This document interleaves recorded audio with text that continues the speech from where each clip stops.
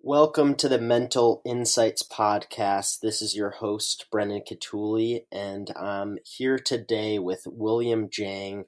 And I'm very excited to have him here today because if you're familiar with the organization Metamorphosis that I co-founded with Mark Metry, we actually had William on our podcast for the 6th episode.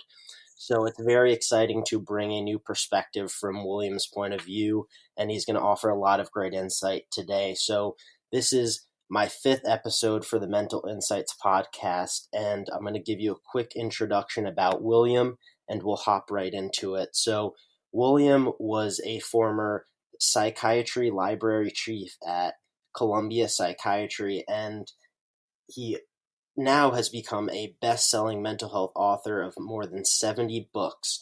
So William provides a lot of research within his own experience as well as research that he's done through the field. So he has a lot to offer to you all. So William, let's hop right into it. And why don't you give the audience a little introduction about kind of the mental health conditions that you try to face and combat in your everyday life?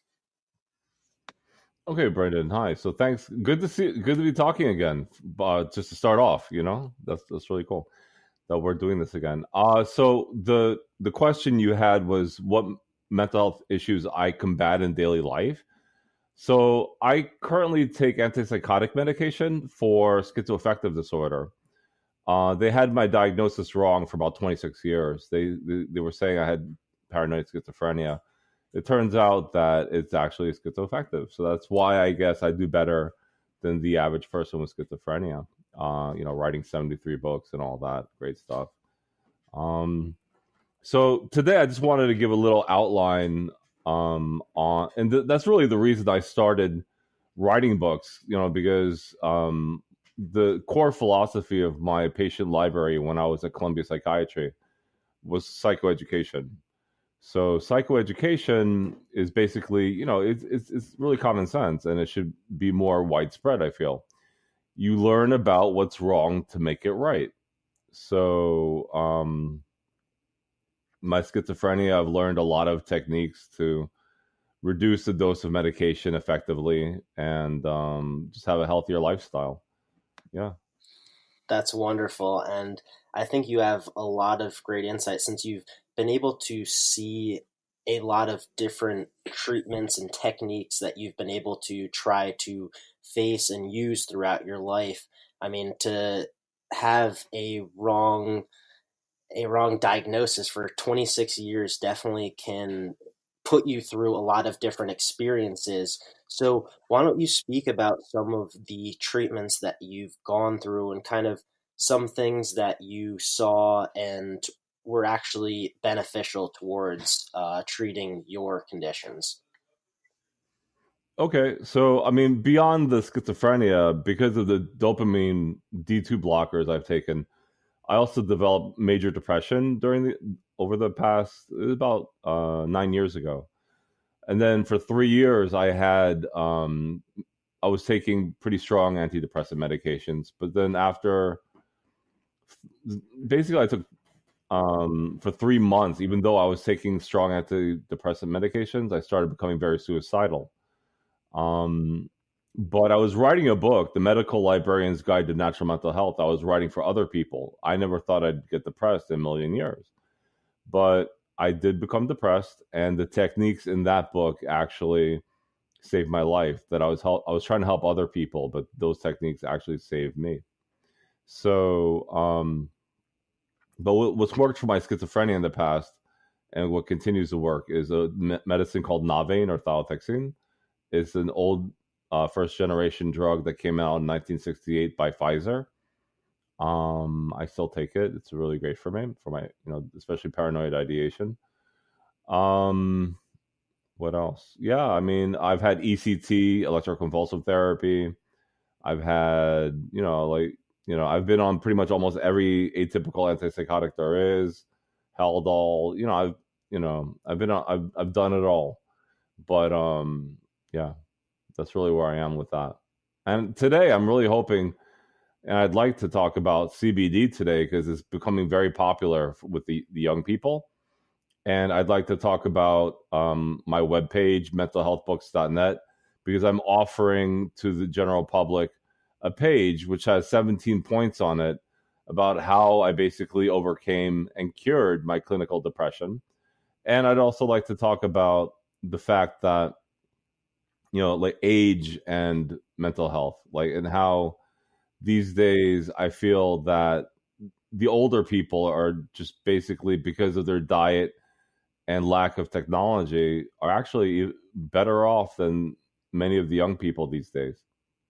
Wonderful. I think that will offer a lot of great topics to dive into. And first of all, we'll speak about mentalhealthbooks.net is William's online offer to his blog and a lot of his resources that he'll be able to provide everyone. So I'll be able to provide that in the show notes so you can see more about what William is speaking about. But first off, you've been really speaking a lot about CBD now and getting into this. It's obviously really growing within the field today. So why don't you speak more about the pros and cons and your own personal experience with CBD?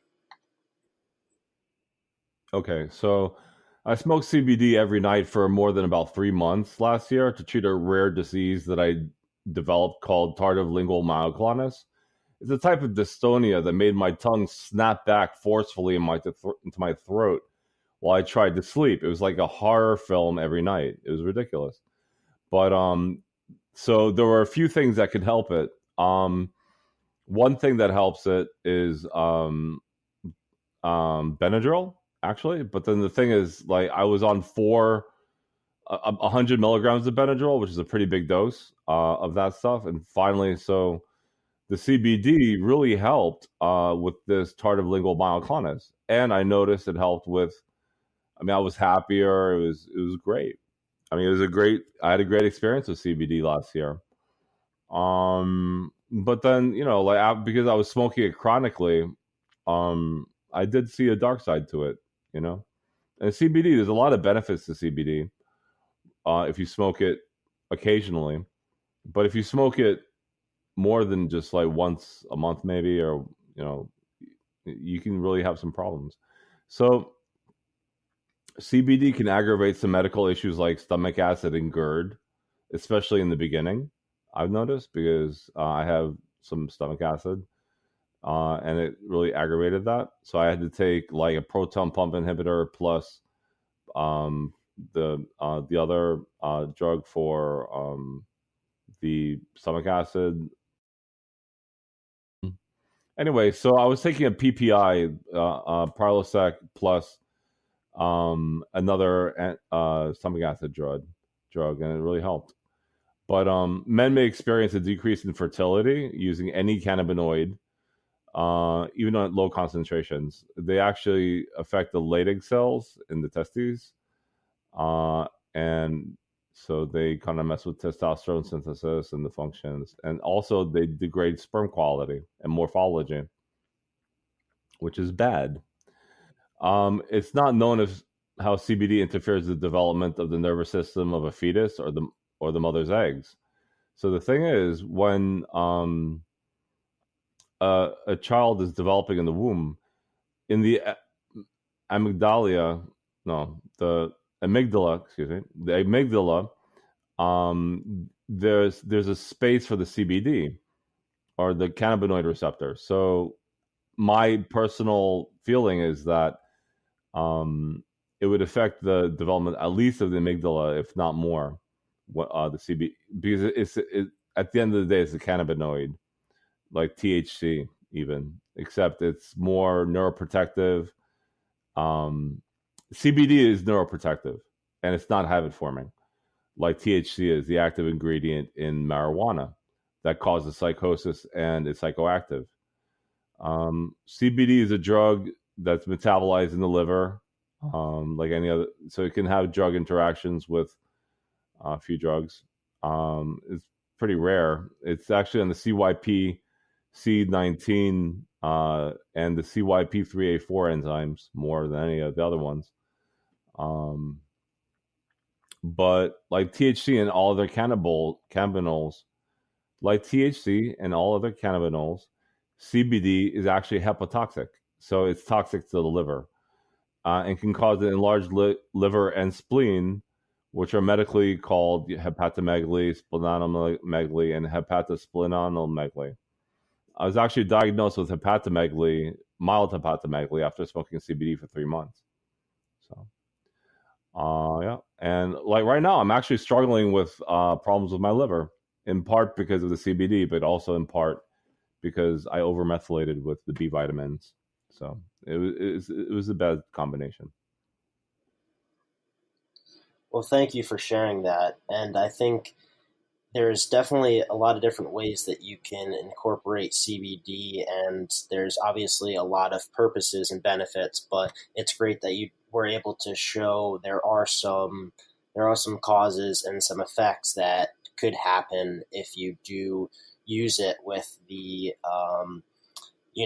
wrong combinations. And why don't you speak about kind of the routines that you use it in terms of its positive effects? Because I think there's been benefits for sleeping, but did you focus on it more just at night, or was it a combination of when you woke up? How was kind of your routine with using CBD? Well, I smoked it at night, so it mostly helped with sleep and the tardive lingual myoclonus. And it helped. It helped a lot. So CBD now you haven't been necessarily using due to the causes that have been happening with your liver. So what are some ways that you have been combating sleep issues? Well, I don't really have sleep issues these days. But yeah, I mean the hepatomegaly or enlarged liver due to the toxic insult of the CBD is pretty serious. And I just have to stay away from the CBD, and that's it for now. That's great. So why don't we hop into your 17 points? You spoke a lot about natural pathways, some just focuses that you can have throughout your day, and a lot of them are seem to be kind of great routines and just some great implementations that you could have throughout your lifestyle. So why don't you speak about a few, and we'll range through a lot of your points. Oh yeah, great. So the thing is, for breakfast, I mean, I start with breakfast, first meal of the day, most important meal of the day. You should either have fruit or oatmeal. Don't have like Wheaties or something like that, because wheat with, like, for example, whole fat milk is inflammatory and can really damage the gut brain axis. Maybe wheat germ, kefir, or something like that. Maybe. Then you should exercise every day. Even a brisk walk twice a day is really healing. Um, a reputable acupuncturist can really help with the depression. Uh, and the thing is, light boxes are not only for seasonal affective depression, they're also for, like just regular depression. And they've been shown to be about as effective as Prozac. You should cook for yourself as much as possible, because, and if you don't cook for yourself, you're going to eat out, and that's going to just get a lot of junk into your body, and you don't want that. Because not only does it take a toll on your physical health, but also your mental health. Fish oil, the omega-3 fish oils are really good for your mental health and your physical health. They're really good. I like blueberries every day because I think they're really healing. Avoid processed sugar and junk food. Fruit sugar is fine in moderation. And you should eat a rainbow of fruits and vegetables every day to get the polyphenol healing of each color. The thing is, most people don't know this, but each color of every fruit and every vegetable corresponds to a different polyphenol, which is a chemical that is, a healthy chemical that can really help your health. And yeah, so the thing is, if you only have green vegetables or, red fruit, you're really not doing enough. You need a rainbow of fruits and vegetables every week to get the polyphenols that will help you heal. You should also eat dark leafy greens. Try to do at least every